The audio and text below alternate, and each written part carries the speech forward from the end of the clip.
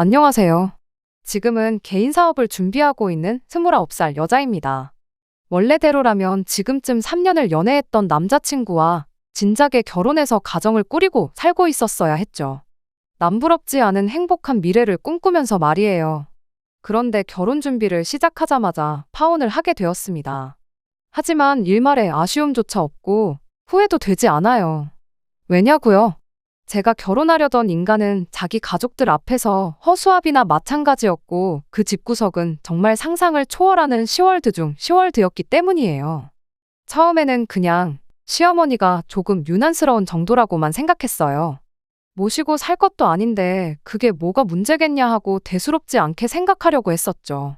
세상 어딘가에 어떤 분들은 좋은 시어머니 만나서 마냥 편하게 느껴지는 분들도 계시겠지만 대부분의 사람들이 시어머니를 불편해하는 게 당연한 거 아닌가 생각했거든요.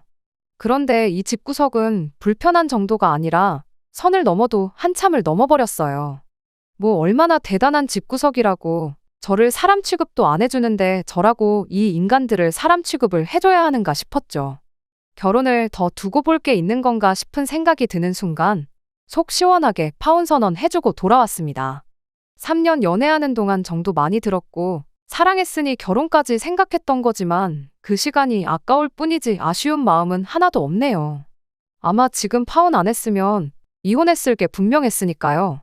이혼녀로 사는 것보다야 파혼한 게 100번 1000번 나은 거 아니겠나요?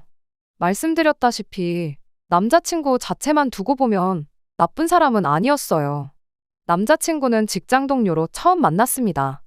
회사에서 저보다 2년 선배였고 직장 동료로 1년을 지내다 회식 자리에서 남자친구가 난데없이 고백을 해오는 바람에 연애를 시작하게 되었어요.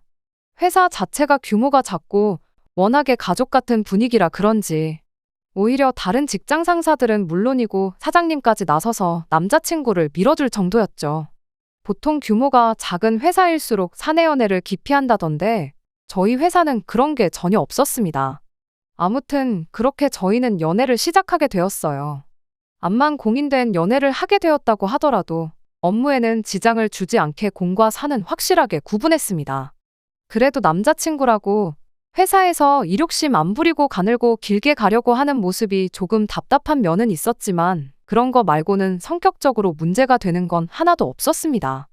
이따금씩은 일할 때 그런 모습을 연애할 때도 보여줄 때가 있어 답답할 때가 좀 있었지만 대부분의 상황에서 제게 항상 먼저 양보해주고 싸움이 날 법한 순간이 오면 먼저 저를 위해 한 수 접고 더 주는 그런 스타일이었어요. 그리고 그런 배려가 그렇게 나쁜 것만은 아니었어요. 어지간한 일로 다투는 일 한 번 없었고 대부분 저한테 맞춰주고 그랬죠. 처음 남자친구와 결혼을 약속하고 저희 집에 남자친구를 처음 소개했을 때 저희 어머니께서는 남자친구의 이런 면보다는 다른 모습을 더 마음에 들어 하셨어요. 바로 밥을 복스럽게 잘 먹는 모습이었죠. 저희 아버지가 밥 먹을 때 그렇게 까탈스러우실 수가 없거든요. 반찬 투정은 기본이고 반찬이 많으면 음식간을 가지고 그렇게 투덜거리실 수가 없어요. 그렇다고 아버지가 입맛이 귀신 같으신 것도 아니고 요리를 잘하시는 것도 아니거든요. 그냥 식사하실 때마다 좋은 말을 하는 법이 한 번 없는 그런 스타일이셨죠. 남자친구를 저희 집에 처음 인사시켰을 때 어머니께서 남자친구가 뭐를 좋아하는지 몰라서 이것저것 음식을 준비해 주셨는데 밥을 고봉밥으로 한 공기를 더 먹으면서까지 어머니께서 준비해 주신 밥을 정말 싹싹 다 먹었거든요. 평소에도 데이트할 때 보면 번거롭더라도 남은 음식은 싸가거나 남기는 법이 없는 사람이긴 했는데 그걸 보고 어머니께서 참 밥을 복스럽게 먹는다고 하시니 그랬구나 싶은 생각도 들었어요. 남자친구는 그런 저희 어머니 칭찬에 어색하게 웃으면서 쌀 한 톨에도 다 농부님들의 피와 땀이 섞여 있는 건데 그걸 버린다는 건 그분들 고생한 걸 무시하는 짓이라고 배웠다며 쑥스러워했지요. 남자친구가 집에 돌아가고 어머니께서 저는 한 번도 생각해 본 적 없는 장점을 가지고 장점이라고 말씀하시는데 너네 아빠 마냥 차려주는 밥마다 툴툴대고 그러는 것보다 저렇게 복스럽게 먹는 게 100번 낫지 하는 말이 그제서야 왠지 공감이 가기 시작했어요. 그때까지만 해도 이 음식을 남기지 않는 남자친구 습관 때문에 파혼까지 하게 될 줄은 정말 상상도 못했습니다. 그냥 먹성이 좋아서 음식을 남기지 않는 게 아니었거든요. 그 사실을 처음 깨달은 건 그렇게 남자친구를 저희 집에 인사시키고 남자친구 부모님을 처음 찾아뵙게 되었던 날이었어요. 저희 집이 했던 것처럼 집에 초대된 건 아니었고 밖에서 외식을 하기로 되어 있었어요. 남자친구 아버님이 일 때문에 시간을 내기 어려워 점심시간에 해서 직장 근처에서 만날 계획이었거든요. 약속 장소에 도착하니 아버님만 자리에 계셨죠. 남자친구 어머니한테 연락했더니 길이 막혀서 조금 늦을 것 같다고 먼저 들어가서 음식들 시켜놓고 있으라 하더라고요. 식당에 들어가기가 무섭게 아버님이 음식 시킬 테니까 일단 밑반찬부터 먼저 세팅해달라 하시고는 공깃밥 하나만 먼저 주문을 하셨어요. 진작에 점심을 먹어도 먹었을 시간에 공복으로 있으니 배가 고프다는 이유였지요. 초면에 조금 기다려도 되지 않나 싶었지만 배가 얼마나 고프시면 저럴까도 싶고 그래서 아무 말 안 했습니다. 사실 제가 뭐라고 할 건덕지가 있던 일이 아니기도 했고요. 그렇게 직원분이 밑반찬과 공깃밥 하나를 내왔고 아버님은 일단 이걸로 배라도 채워야겠다며 급하게 식사를 시작했습니다. 그러던 중 남자친구 어머님이 자리에 도착을 했어요. 도착하자마자 아버님이 공깃밥만 시켜서 밑반찬으로 식사를 하고 있는 걸 보고 아버님 등짝부터 한 대 내려치더라고요. 모처럼 비싼데 외식 왔으면 좋은 걸 먹어야지. 이런 걸로 배를 채우고 있냐면서요. 그러더니 아버님이 한참 드시고 있던 밥 공기를 제 쪽으로 쭉 밀어놓았어요. 그때까지만 해도 그냥 가까운 쪽으로 밥 공기를 치워놓은 거라 생각했죠. 자리 자체는 그냥 인사를 드리러 갔던 자리였다 보니 당연히 나올 법한 질문들 외에는 그다지 문제다 싶을 만한 일은 없었어요. 진짜 시작은 식사가 끝나고 자리에서 일어나면서였죠. 남김없이 싹싹 먹는 가풍을 가진 집구석답게 흡사 메뚜기 떼가 휩쓸고 지나간 것 마냥 잔반이라곤 찾아볼 수도 없었습니다. 딱 하나, 식사 시작 전에 시어머니가 제 자리로 밀어놓았던 아버님이 식당 도착하자마자 시켜놓은 절반 정도 남은 공깃밥 하나 빼고 말이죠. 그걸 식사가 다 끝나고 나서 자리에서 일어나고 나서 예비 시어머니가 발견을 한 거죠. 그걸 발견한 즉시 예비 시어머니가 저한테 한마디 하더군요. 너는 뭔데 저걸 밥이라고 남겼냐고요. 순간 당혹스러웠다기보다 내가 남긴 걸로 착각하셨는가 보다 싶어서 예비 시어머니한테 이거 아버님이 드시던 밥이라고 제가 남긴 게 아니라고 대답을 했죠. 그런데 예비 시어머니가 누가 그걸 몰라서 묻는 줄 아냐고 대답을 하는 거예요. 그땐 정말 당황스러웠죠. 순간 저도 모르게 남자친구를 쳐다봤는데 제 당혹스러운 표정이 읽히지가 않는 건지 아니면 아무 생각이 없는 건지 멀뚱멀뚱 가만히 있는 겁니다. 평소에도 썩 도움이 되는 편은 아니었지만 그날따라 남자친구는 왜 이렇게 쓸모가 없던지 도무지 예비 시어머니의 의도가 무언지도 모르겠고 제 말을 잘못 들었던 건가 싶기도 해서 다시 대답을 했어요. 제가 남긴 게 아니고 아버님이 남기신 거라고 말이죠. 더 따지지는 않았지만 그 말이면 충분히 번지수를 잘못 찾았으니 밥 남긴 거 가지고 잔소리를 하려거든. 나 말고 아버님한테 하시라는 메시지가 담겨 있다고 생각했습니다.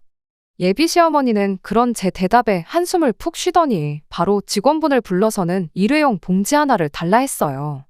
그리고는 온갖 양념장이 묻어있는 남은 밥을 봉지로 옮겨 담더니 봉지 끝을 묶어서는 이건 너가 집에 가져가서 먹어라 하고는 그 봉지를 저한테 넘기는 거 아니겠어요?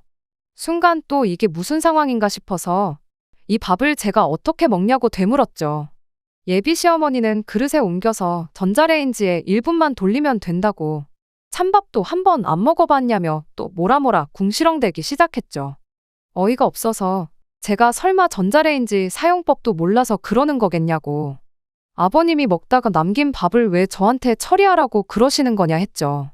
이때까지만 해도 저한테 짓궂은 장난을 치는 건지 진심으로 저러는 건지 애매했는데 며느리의 희생정신이 어쩌고저쩌고 하면서 열변을 토하는 모습을 보니 아, 이게 진심이구나 하는 생각이 대번에 들더라고요.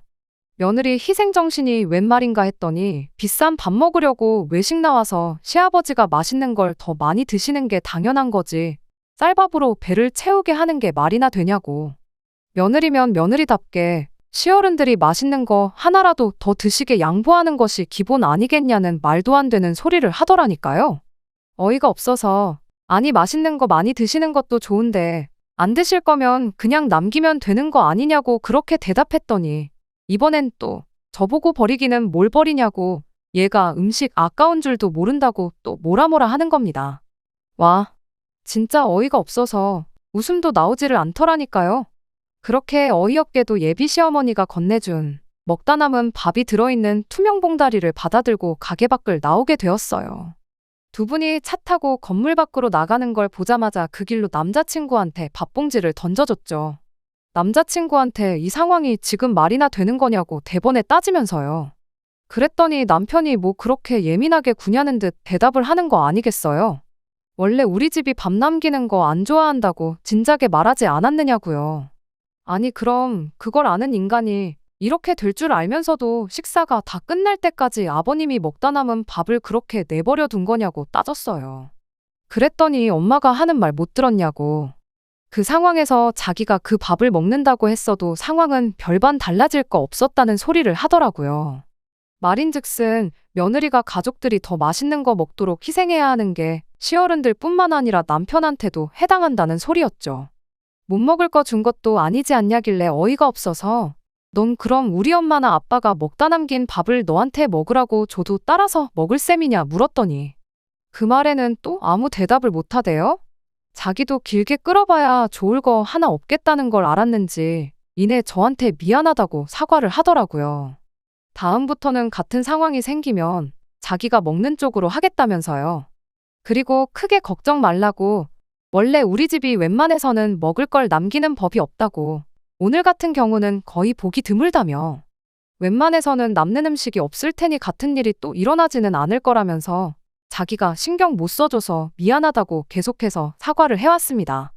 저만큼까지 사과를 해오는데 또 거기서 툴툴대고 있자니 그것도 제가 너무 속이 좁아 보이지 않겠나 싶어서 다음부터는 주의해달라고 다시 한번 한마디 하고 그렇게 그 날을 넘겼어요.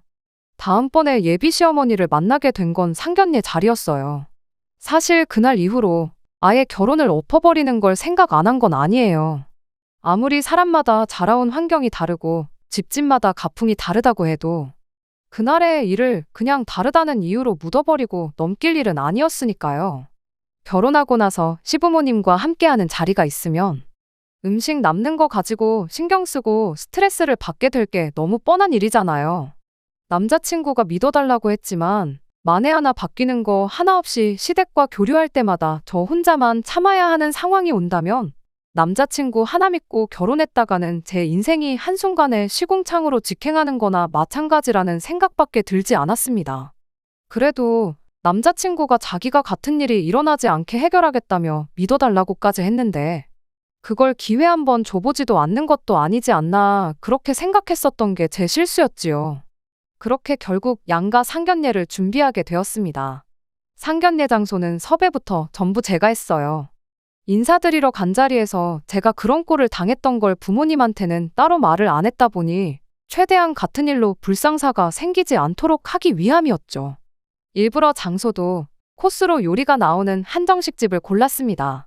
생선인지 고기인지 고르는 정도만 제외하면 같은 음식 같은 양의 음식이 각자 앞으로 똑같이 나오기도 하고 또 음식 나올 때마다 먼저 나온 음식도 치워주고 그러시니 행여나 막판에 가서 음식 남기는 문제로 헛소리를 들을 일이 없을 거라 생각했거든요. 그리고 만에 하나 저희 부모님이 앞에 있는데도 잠바는 며느리 몫이라니 어쩌니 하면서 똑같은 짓을 하면? 그러면 그때는 뒤도 돌아볼 것 없이 그 길로 찬물을 남자친구든 예비 시어머니든 한 잔 시원하게 끼얹어주고 파혼할 생각이었죠. 그런데 이게 웬일인지 그런 불상사는 일어나지 않았어요. 코스 요리 시작은 빈 속부터 달래라고 전복죽이 조금 나왔는데 내장 잡내를 제대로 못 잡은 건지 제가 먹기에도 조금 비리더라고요. 그 상황에 입맛 까탈스러운 저희 아버지께서 죽이 좀 비리다고 하면서 한 입만 드시더니 그릇을 옆으로 치우셨어요. 순간 엄청 당황스러웠죠. 대각선 너머로 마주 앉아있는 예비 시어머니가 그걸 보더니 한마디 하고 싶은 건지 동공이 흔들리는 게 느껴지더라고요. 괜히 못 볼 꼴 볼까봐 차라리 한 소리 할 거면 나한테 하라는 생각으로 저도 그 자리에서 죽이 너무 비려서 못 먹겠다고 동시에 치워버렸어요. 하지만 그때까지도 예비 시어머니는 아무 말 하지 않았죠. 전복죽 말고는 다른 음식들은 다 괜찮았어서 고의적으로 남겼던 건 죽 정도밖에 없었습니다. 남자친구네처럼 그릇 바닥이 보일 만큼 싹싹 먹지는 않았지만 그거에 대해서도 딱히 아무 일도 없었어요. 지금 상황에서만 본다면 차라리 상견례 자리에서 무슨 일이 일어나야 했던 게 더 나았을 테지만 그때는 다행이다 안도의 한숨이 나올 만큼 상견례 자리에서는 별말도 없었고 일도 없었어요. 그냥 평범하게 밥 먹고 사소한 이야기가 오가는 평범한 상견례 자리였지요. 오히려 상견례 끝나고 집에 돌아와서는 저희 부모님께서 저한테 사돈 되실 분들이 다들 좋으신 분들인 것 같아 안심이라고 할 정도였으니까요. 저도 그날은 기분이 엄청 좋았어요. 남자친구가 같은 일은 두 번 다시 일어나지 않게 하겠다고 자기를 믿어달라고 그렇게 말했었잖아요. 그 약속을 너무나도 훌륭하게 지켜주었으니 기회를 줘보기를 잘했다는 생각 말고는 다른 생각이 들지 않을 정도였습니다. 그때는 몰랐던 거죠. 얼마나 전복죽을 한 술만 뜨고 남긴 거부터 해서 그릇 바닥이 보일 때까지 접시를 핥아먹지 않은 걸 가지고 예비 시어머니가 얼마나 한마디 하고 싶었던 건지 말이에요. 저 혼자만 있을 때는 만만하니까 잔반은 네가 먹어라. 할 수 있지만 저희 부모님이 앞에 계실 때는 싸움 날까봐 자기가 지들이 남긴 밥, 며느리가 먹어치워야 한다고 그러는 게 누가 봐도 명명백백하게 잘못된 행동이라는 걸 알고 있으니까. 자기들이 질게 뻔하니까 그냥 참고 있었다는 걸 그것도 모르고 남자친구가 해냈다고 착각한 제가 다 바보 같네요. 상견례가 끝나고 나서 결혼 준비를 시작했는데 그때 예비 시어머니가 저를 다시 집으로 초대를 했습니다. 갑자기 집으로 불러내는 게 뭔가 불안하기는 했지만 상견례 자리에서는 사소한 이야기만 오갔다 보니 본격적인 결혼 준비를 시작하면서 이래저래 할 이야기가 많아서 부르는 거겠구나 생각했어요. 그런데 예비시댁 현관문을 열고 들어가는 순간 뭔가 안 좋은 촉이 들기 시작했습니다. 왜 보통은 아무리 환기가 잘 돼 있어도 식사 전에 가면 현관문 앞에서부터 조금이나마 음식 냄새가 나기 마련이잖아요. 그런데 현관문 앞은커녕 문을 열고 들어갔는데도 집안에서 음식 냄새라고는 하나도 나지 않았거든요. 와서 밥 먹고 가라는 말을 분명히 했기에 당연히 식사는 집에서 하겠구나 싶었는데 집에 들어가도 음식 냄새는 나지 않았고 빈손으로 오기 뭐해 사가지고 왔던 케이크를 냉장고에 넣을 때도 냉장고에 먹을 거라곤 반찬통에 덜어놓은 김치 한 통이 전부였어요. 그런데 아니나 다를까 저희가 도착하니 예비 시어머니가 어디에 전화를 거시더라고요. 전화 내용을 들어보니 국밥 3개 안 맵게 해서 보내달라고 수육은 안 하고 국밥만 보내주시라 그렇게 말을 하고 있는 게 집에서 밥을 해주는 게 아니라 배달 음식을 시켜 드시려는가 보다 싶었죠. 그런데 국밥이 3개라니 아버님까지 해서 사람이 넷인데 왜 한 사람분을 덜 시키는가 싶었는데 예비 시어머니가 의아해하는 제 표정을 보고 제 속을 읽은 건지 네 건 따로 있다 그렇게 한마디 하대요. 그것까지도 나쁠 게 전혀 없었어요. 제가 비린내의 비위가 약한 편이라 원래도 국밥을 잘 안 먹는데 저는 그때까지만 해도 남자친구가 제가 못 먹을 걸 대비해서 그 사실을 미리 말해줬는가 보다 싶었거든요. 그걸 미리 말해줬으니 제 음식은 미리 다른 걸 주문했다는 거구나 그렇게 생각하고 편안한 마음으로 기다렸어요. 뭔가 할 이야기가 있어서 부른 것처럼 하더니 막상 결혼에 관련된 이야기는 따로 안 하고 저희 부모님은 잘 계시냐 하는 안부 이야기만 주고받고 있었습니다. 그렇게 한 10분인가 있었나 국밥에 전화로 배달 주문을 해서 그런지 배달도 엄청 빨리 왔어요. 정황상 제 걸 먼저 시켰을 텐데 전화한 지 10분 만에 배달이 왔으면 내 건 당연히 나중에 오겠지 싶은 생각이었습니다만 세 사람이 말도 없이 제 음식은 도착도 안 했는데 포장용기 뚜껑을 열어서는 그대로 바로 식사를 시작하는 거예요. 뜨거울 때 먹어야 맛있어서 저러는 건가 잔반 남기는 것도 그렇고 참 먹는 데 있어서만큼은 가풍이 특이하다 그렇게 생각하고 말았죠. 식사 시작하니까 먹는데 열중해서는 별다른 말도 한마디 없었습니다. 처음엔 내 밥도 조만간 오겠지 싶었는데 막상 다른 사람들 밥이 반 이상 비워지기 시작하니 이거 가만히 있다간 이 사람들 다 먹고 나서야 밥을 먹겠구나 싶더라고요. 그래서 어머님한테 물었죠. 그때까지만 해도 그저 제 건 어디다 시켰는지 물어보고 언제쯤 도착할런지 전화 한 통 해볼 생각이었는데 예비 시어머니가 어련히 가만히 있으면 알아서 챙겨줄 건데 뭘 그렇게 보채냐고 짜증을 내면서 멀쩡히 잘 먹고 있는 남자친구며 아버님이 먹던 국밥 그릇에 당신이 먹던 것까지 챙겨서 부엌으로 주섬주섬 들고 가더군요. 뭔가 싶었는데 먹던 국그릇에서 국물을 한 국자씩 새 그릇으로 옮겨 담는 거예요. 그럼과 동시에 전자레인지에서 띵하고 소리가 나대요. 그렇게 예비 시어머니가 제 앞에 가져다 준 건 김이 모락모락 나는 갓 데운 즉석밥에 한 국자씩 덜어서 만든 국그릇이었어요. 그리곤 가져갔던 국그릇들을 다시 사람들 앞앞이 가져다 주고 아무 일도 없었던 듯이 다시 식사를 시작하는 겁니다. 당최 이게 무슨 상황인가 싶어서 저는 그 자리에 그대로 얼어붙었죠. 그 와중에 자기 국그릇 돌려받은 남자친구가 한다는 소리가 이거 내 그릇 아니라고. 이따가 저한테 많이 덜어주려고 자기는 고기 건더기도 많이 안 집어먹었다며 국그릇을 다시 받기가 무섭게 바로 식사를 다시 시작한 예비 시아버지 거랑 자기 걸 바꾸대요. 그러더니 또 아버님이 잠깐이나마 먹던 그릇에 있던 고기 건더기를 한 움큼 집어서 제 그릇에 덜어주는 거예요. 웃는 얼굴에 침 못 뱉는다는데 많이 먹으라고 미소 짓는 남자친구 얼굴에 침 뱉는 건 물론이고 그 길로 국그릇을 얼굴에 엎어버리고 싶을 정도였습니다. 순간 숨이 턱 막히고 내가 뭘 기대하고 이 사람하고 결혼 준비를 이만큼까지 했는가 싶을 정도였어요. 제가 국밥을 비려서 잘 못 먹는다는 건 기억도 못하고 있는 게 문제가 아니라 지 가족들이 먹던 걸 내가 먹는 게 당연한 거라고 생각하고 있다는 사실에 소름이 다 돋을 지경이었어요. 이런 일이 두 번 다시 일어나지 않게 하겠다는 게 지 가족들이 저한테 그렇게 하지 못하게 막아주는 게 아니고 지 가족들이 처먹다 남긴 음식물 찌꺼기를 먹는데 익숙해지게 만들 생각밖에 없었다는 거였죠. 그 와중에 제가 이 어이없는 상황 앞에 한술도 뜨지 않고 가만히 있으니 남자친구 아버지가 국물이 없어서 안 먹는 거냐 하면서 여자가 짜게 먹어서 좋을 거 없다고 당신 마시던 물컵에 있는 물을 제 국그릇에 갑자기 들이부어 주더라고요. 그 길로 정신이 퍼뜩 들어서 내가 니들이 먹던 걸 왜 먹냐고 한마디 내질러주고 그대로 국그릇을 엎어버리고 자리에서 일어났어요. 냉장고에 넣어뒀던 케이크도 다시 챙겨서 니들이 먹다 남긴 음식물 쓰레기가 버리기 아까우면 남한테 주지 말고 니들끼리 실컷 처먹으라고. 아니면 며느리 말고 짬통을 밥으로 줘도 군말 없이 잘 처먹는 돼지 한 마리 구해다가 키우던가 하라 한마디 내지르고 그대로 자리에서 일어났어요. 그 와중에 예비 시어머니는 눈 하나 깜짝도 안 하고 먹으라고 사온 거면 케이크는 두고 가라 한마디를 하길래 이건 내가 사람 먹으라고 사온 거지 음식물 찌꺼기나 맛있다고 처먹는 돼지들 주려고 사온 게 아니라고. 내가 이 집구석에 또 올 일은 없겠지만 다음번에 올 때는 케이크 이런 거 말고 돼지 사료나 좀 사올 테니 그렇게 알람하라고 그 길로 그 집구석을 뛰쳐나와 버렸어요.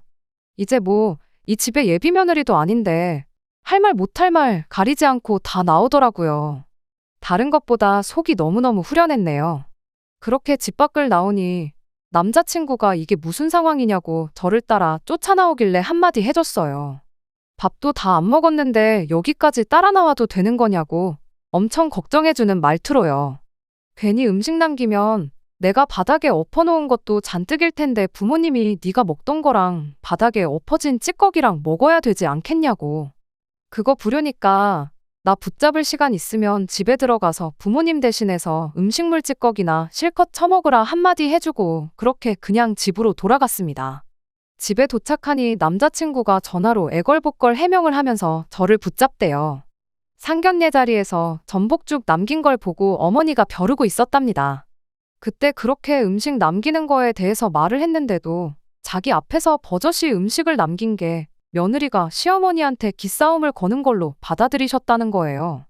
국밥을 섞어서 저한테 준 게 그걸 저한테 진짜로 먹이려고 그랬던 게 아니고 먹는 척이라도 했으면 그러니까 앞으로 음식 남기지 않겠다는 그 의지만 보여줬어도 어머니는 저를 가족의 일원으로 인정을 해줬을 거라는 소리를 하는 겁니다. 그걸 해명이라고 하고 있냐고. 결국 시어머니 하는 말에 찍소리도 못하고 시어머니가 먹으라면 짬밥도 먹는 척하는 며느리가 필요했던 거 아니냐고 한마디 해줬죠. 파혼하길 진짜 잘한 것 같다고. 하마터면 별 거지 같은 집에 내 발로 기어 들어가서 내 인생 시궁창으로 빠뜨릴 뻔했다. 그렇게 말을 이었더니 남자친구가 사과를 하다 말고 혼자 욱해가지고 너 지금 우리 집을 시궁창이라고 한 거냐고 성질을 내는 거 아니겠어요? 음식물 찌꺼기를 밥이라고 주는데 그게 시궁창이 아니고 뭐냐고. 시월드나 시궁창이나 시자 들어가는 거 똑같은데 그게 그거 아니겠냐 말하고 2번 다시 연락하지 말라 말하고 전화를 끊어버렸습니다. 진작에 2달 전에 했었어야 했던 파혼 선언을 이제서야 하다니 제가 정말 미쳤었구나 싶었네요. 파혼을 선언한 그날 집에서 사직서부터 썼습니다. 남자친구랑 한 공간에서 같이 숨 쉬는 것도 싫었거든요. 남자친구가 그만두면 될걸. 제가 남자친구를 위해 그만둬주는 그림처럼 보일 수도 있는데 그건 아니에요. 어차피 저도 언젠간 제 사업을 시작하고 싶었는데 회사 사람들도 좋고 남자친구도 있었다 보니 그냥 무난하게 흘러가는 회사 생활에 점점 익숙해져서 내 사업을 해보려던 결심이 약해지던 시기였거든요. 그래서 그만두는 데는 아쉬움이 없었어요. 다음 날 회사 출근하자마자 사장님한테 사직서부터 전달했어요. 남자친구는 저를 볼 낯이 없던 건지 뭔지 모르겠지만 급하게 월찬에서 일을 빼버렸더라고요. 사장님이 저는 사직하겠다 하지 남자친구는 급하게 월차를 내서 쉬겠다고 하지. 무슨 일이 있어도 있겠구나 눈치를 챈 건지 뭔 일이 있냐며 제게 물으셨죠. 그래서 그냥 숨김없이 남자친구랑 파혼하게 된 이야기를 해줬어요. 은근 회사에서 처음으로 결혼하는 커플이 탄생하는 줄 알고 기대하셨던 사장님도 그 이야기를 들으니까 그런 집이면 파혼하는 게 100번 맞다면서 동의를 해줬습니다. 그리고는 제게 묻대요. 남자친구가 문제면 남자친구를 자를 테니 저보고 남아있으라고 저를 붙잡기까지 했어요. 이참에 새로 시작하는 마음으로 사장님한테 배운 역량을 발휘해 이젠 내 사업을 시도해보고 싶어서 그만두는 거라고 말뿐이라도 정말 감사하다 말하고 그렇게 자리에서 일어났어요. 마음이 바뀌거나 생각처럼 잘 안 되면 연락하라는 사장님의 배려와 함께 저는 그렇게 회사를 그만두게 되었죠. 남자친구 소식을 다시 들은 건 그로부터 3달이 지나서였어요. 사장님한테서 연락이 왔거든요. 한참 사업 준비하고 있는 와중이었는데 사장님이 생각처럼 일이 잘 안 풀리면 네 전 남자친구는 진작에 잘랐으니까 돌아오고 싶을 때 돌아오라고 하시대요. 헤어진 충격 때문인지 안 그래도 일하는 게 엉성했는데 실수하는 게 너무 많아지고 나아질 기미를 보이지 않아서 결국 해고를 했답니다. 다시 회사로 돌아갈 생각은 없었지만 이렇게 또 연락까지 주셔서 감사하다 말하고 전화를 끊었어요. 어디선가 남자친구는 저 때문에 결혼도 물 건너가고 직장도 잃었다고 툴툴대고 있으려나요. 설령 그런다 한들 저는 한치도 미안한 마음이 들지 않습니다. 누가 봐도 자업자득인 일이잖아요. 상견례까지 한 결혼 엎었다고 인생이 끝나는 것도 아닌데 그것도 모르고 파혼할까봐 벌벌 떨고 괜히 기회랍시고 한 번 더 줬던 것 같아요. 어차피 파혼할 거였는데 괜히 더러운 꼴 하나 더 보고 파혼한 셈이나 마찬가지니까 말이에요. 끝까지 들어주셔서 감사합니다. 오늘의 사연은 여기까지입니다. 구독과 좋아요, 알람 설정 부탁드리고 더 좋은 사연으로 다시 찾아뵙겠습니다. 감사합니다.